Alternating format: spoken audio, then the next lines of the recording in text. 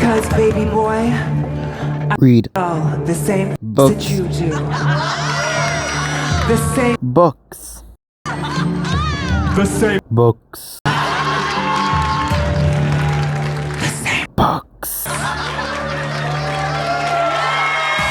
So I recently saw a video from According to Alina, and I kind of wanted to chime in on the discussion. This is not really a response to that video as much as it's me kind of sharing my perspective on the topic. So the video was called The Death of Personal Taste in Books, and it was kind of about, I guess, the current discussion of the online bookish community is sort of creating a culture where people no longer have personal taste in books, rather they're reading whatever is popular on BookTok or whatever bookish social media platform they are on. This being a part of a wider discussion of social media kind of robbing people of their own personal tastes, where we're sort of following whatever the trendy influencers are doing. So if the big thing is cottagecore, that's what everybody wants to do, that's how everybody wants to dress. If the big thing is lime green brat summer, then that's what everybody wants to do. So it's sort of like, I guess, a thing that's happening all over social media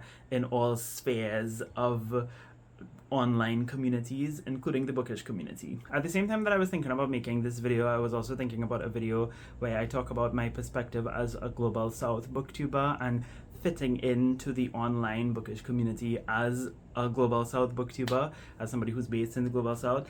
And I figured, why not just combine the two videos, because I think the conversations sort of feed into each other, because I feel like what I'm seeing in like both of these discussions is a negotiation between self and community, and how that's really just an essential part of life.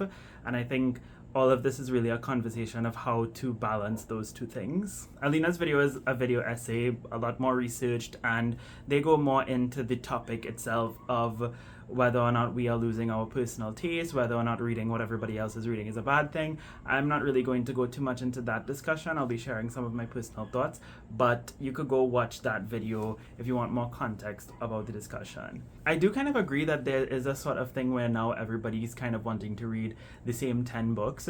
Like if it's book talk, especially like the romance popular book talk, it's a specific set of books, specific set of authors. Same thing for Instagram. There's that kind of like niche Instagram literary fiction community that's always reading like A Little Life and Donna Tartt, and these books are sort of seen as like the books to read if you want to know like what you should read, you know, like what is like the magnum opus of books, and then it's these 10 books, right? This is something that has kind of always existed in the book community, and I can't really speak so much for BookTok and Bookstagram because I have mostly ever been on BookTube. So like ever since I started on BookTube, this has always been a thing. Like these are the books that everybody's talking about, and you have to like read those books in order to sort of like be in conversation with the rest of the community. And that is a myth that we all tell ourselves when we first join these online spaces, because we know it's not true, but the reality is if we read those books, we will just get more views, we'll get more hype, people will appreciate our content more because we are in the know and we're reading the thing that everybody else is reading. And when you get caught up in this online culture of views and algorithms and likes and subscribers and all these different things, you know, it feeds into you, and you want that sort of like positive feedback in the form of numbers when you come onto these online platforms and you try to build a platform for yourself. This is something that I always struggled with, right? It's like I have 3 different like reading minds, or 4 different reading minds. On the one hand, I want to read what everybody else is reading, even if it's not aligned with my tastes. On the other hand, I'm looking to read all of the books that are on the long list for this prize or this prize or that prize. And then on the next hand, I'm like, I want to read books that I like genuinely come across that may not be popular, but that I still find interesting and I want to read for whatever reason. The thing about social media is that we're constantly being fed things, right? We're constantly being fed things, but at such like a high rate that we realistically can't consume the amount that is being pushed towards us. And it's very hard to narrow down and pick and choose and decide what you actually want to focus on. So that's something that I've always struggled with, and it's made worse by the fact that I've always been a slow reader. As most of y'all know, I read like 20 to 30 books a year. I am not like one of those booktubers who does 100, 200 books a year. That's never been me.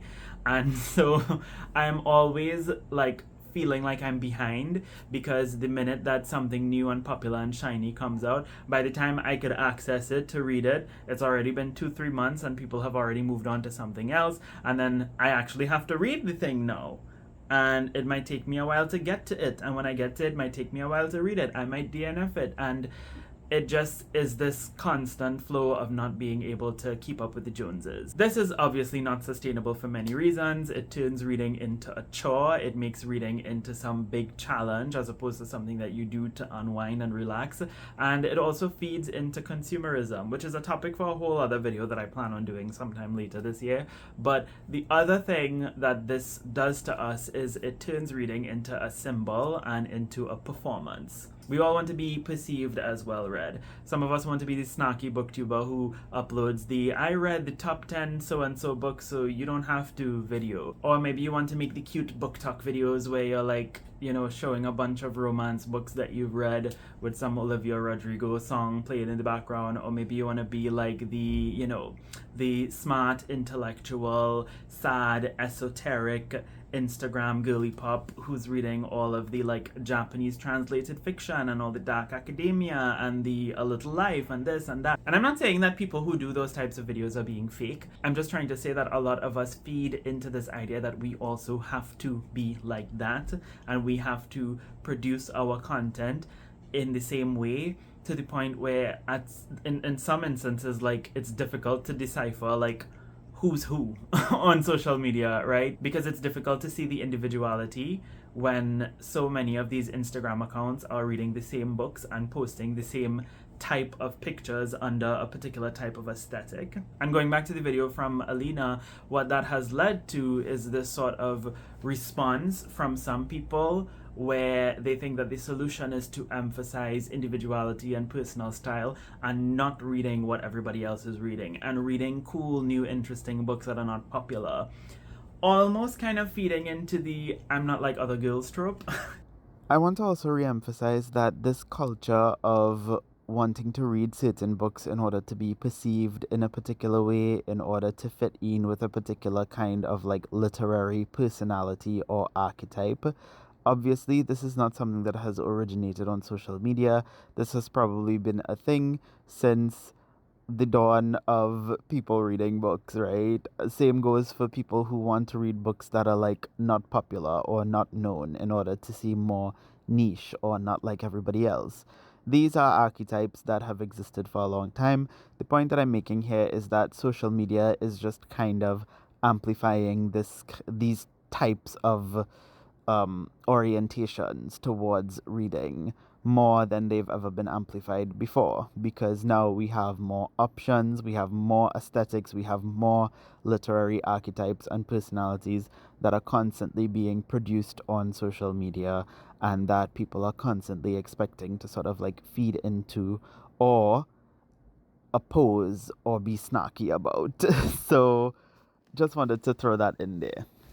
The thing is, though, it's okay to have an aesthetic or a personal style or taste, whether that taste or style or aesthetic is popular and trendy, or whether it's something that is completely individual and unique to you. It's okay to have that, so long as what you're doing is not like ingenuine. Like, if you're just trying to put on a performance to be perceived in a particular way, or to have people like, you know, categorize you in a particular way, as opposed to like you're doing something because you genuinely enjoy it, that's when it becomes a problem. So for me, the issue is not looking at people's content and deciding who's being fake and who's being this and who's trying to keep up with the Joneses and who thinks they're not like other girls. I don't think that's a healthy thing for us to do. For me, it's more about like those people and we ourselves, whoever, like questioning yourself, like, are you doing something because you genuinely enjoy doing it, because you're genuinely passionate about this particular aesthetic or about these particular books? Or are you doing it because you feel like you have to in order to perform or to be perceived in a particular way, or to be successful in the algorithm, or to be successful as a content creator. When it comes to being a content creator, I kind of came to a conclusion a long time ago that I no longer look at this as like some platform that I'm trying to grow. Yes, I do want people to watch my videos, and I will do things in a particular way that could hopefully get me more views and engagement. Like, it's okay and it's natural and it's human to want those things, but ultimately I like to view my like content and the stuff that I produce as like me creating my own digital archive that 10, 20, 30 years from now I can look back on and see all of the books that I read in this year, or what was a popular discourse that I partook in 2024. You know, for me, it's almost like an album. It's almost like a documentation of your reading life, but public. And looking at it that way, for me, I think in some ways freed me from this desire to be very successful in the algorithm. That desire is always going to be there slightly. Like, so long as I have a platform and I'm making videos, I'm going to want people to watch them. That is perfectly fine. But I'm no longer fixated on this idea that I have to grow and I have to reach these numbers and I need to do these things and I need to jump on the discourse and I need to read the trendy books right away in order to garner those views. I've kind of allowed myself to release that and to just be like, I will do what I feel like doing in the moment and hope that it's good enough. And even if it's not good enough, at least I did it and it's there and it's something that I could look back on and say that I did, you know? And when it comes to like your personal style or your personal aesthetic or whatever, I think what this speaks to is that a lot of us are still trying to find ourselves, and finding yourself is inherently a negotiation between the self and the collective, or between the self and the community. That's what finding yourself oftentimes mean. At least for me, it's like, okay, the people around me, the norms and the values and the ideas and the expectations and the trends and the things that are being done around me, but how do I fit into that? How do I negotiate my individuality into that space? Because the reality is, just being a part of the collective and just going with the flow of what everybody else is doing is not a good thing, but also being like an isolated individual is not a good thing either. So the question for me really, and I wrote this down, the question of like finding yourself for me is really a question of how do you do this in a way that honors your own needs and desires, as well as positive engagement with community. A kind of engagement that fuels you and allows you to grow in community with others without abandoning yourself for the sake of being appealing or consumable, and at the same time fostering a sense of individuality that does not isolate you or pit you against the masses. It's very quick to judge the people too who are trying to like keep up with the trends and read what everybody else is reading, but I think we also have to allow ourselves to like accept the fact that that's also okay. It's okay to want to read the popular books. It's okay to want to read the books that are on the long list. It's okay to want to read the books that are popular on TikTok and make content about them and watch content about them, because that's a really positive way to foster community. When people make videos about, I read the top 10 books so you don't have to, or I read this book so you don't have to, or I read all of the winners for the Goodreads prize, or all of the long listed books for the Booker prize, that's a really fun thing to do. You can make a video like that, and then you have these, you know that you're going to have tons of people who read those same books come to you and have discussions with you to make a connection with you, even if that connection is just one comment that they leave on your video. It's so nice to be able to say that, well, I experienced this thing, I'm sharing my experience with you, and now I get to see what your experience was. Or it's cool to see that parts of my experience are relatable for you because you felt the same way. You know, that's why we do this. That's part of the whole process of like being a part of a book community.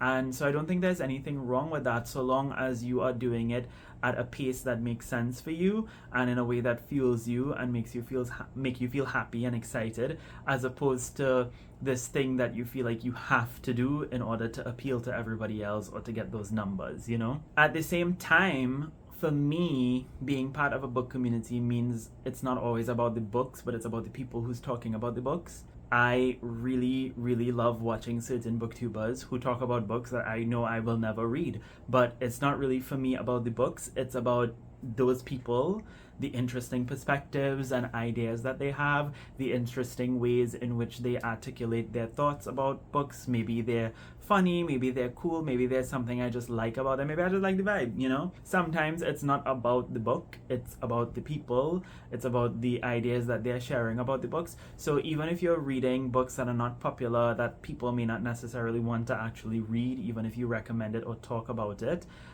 you're still connecting with people because they're not just here for the books, they're also here for you because they like you. You know, hard thing to grasp, but you know, random people on the internet might like you. And this is also a really cool way to get recommendations for cool books that you may not have heard of otherwise. There's so many books that I've read because one person recommended them. It's some obscure book that literally I only heard of from like one person or two or three other people, and like that is a great way to discover new books. So I think it's again all about balance, right? Like you can read what everybody else is reading, but also take the time to read books that are not so popular, right? Read books that you randomly find in the bookstore or in the library, or maybe some random recommendation came up to you. In the same breath, if you're watching or consuming content from people, even if they're talking about books that you may not read, still read the post, still watch the video, because you may find a connection with that person, or you may really like what they have to say about the things that they're reading, even if you don't want to read it. I can't believe I forgot to say this in the video because I'm always the one preaching about reading diversely, right? But I wanted to re-emphasize a point that Alina made in the original video, which is that you should also just emphasize reading diversely and be critical of the types of books that are pushed towards you, because as much as it's fun to be part of the culture of what is popular and what everybody's reading, we do have to question, like, most of these books tend to be by white authors, by global north authors, by cis-het authors, and the experiences of people who are more marginalized, or whose experiences are more marginalized, are not as necessarily prioritized in these types of books. And if they are, oftentimes they're not. It's like one tokenized author who's sort of selected to be that representative of a particular community. So I would also caution you to be critical of the kind of books that are just pushed towards you. Even if they seem diverse on a surface level, really ask yourself, like, are these books, like, the canon that these books constitute or make up, like, does it really represent a wide variety of experiences, and can it really offer me different lens or a wide variety of lens as a reader to understand different people and to expose myself to different types of storytelling? And that's why it's important to pay attention to content creators who are not just reading what's popular and what's standard on what everybody else is talking about, not because they have a unique individual personal style and they're not like everybody else, but because they may be recommending books that otherwise will not see the light of day when it comes to mainstream discussion of books online. Okay, I know I said at the beginning of the video that I would also insert my perspective as a Global South creator, and I actually tried to do that. I have been filming for like 45 minutes, and I realized that as much as I thought that it was a good idea to merge these two discussions together, it was not working. It was two different videos in one that I was trying to do, and that did not make any sense. So I am not going to be giving you that discussion today. It will be reserved for its own video. But if global North centrism in the online bookish community is something that interests you, I will direct you over to my most recent community post. Usually when I do these types of discussion videos, I didn't really do it for this specific topic of like personal taste and community and self or whatnot. But usually for my discussion videos, I like to do a community post before and ask people for their opinions and share their opinions in my discussion video. So if you have any opinions on global North centrism and the sort of like peripheralizing of global South content creators or global South literature in general, like any kind of opinion on that topic related to that topic, check out the community post and tell me what you have to say. In the comments down below, leave a nail painting emoji. I don't know how that relates to this video. I'm thinking like personal style as the first thing that comes up. Just leave that. You know, everybody likes a good nail painting emoji, so just leave that in the comments, just to let me know that you were here and that you made it to the end of the video. All of that being said, thank you so much for watching. I hope you all have a lovely day, and until next time, inshallah, keep reading.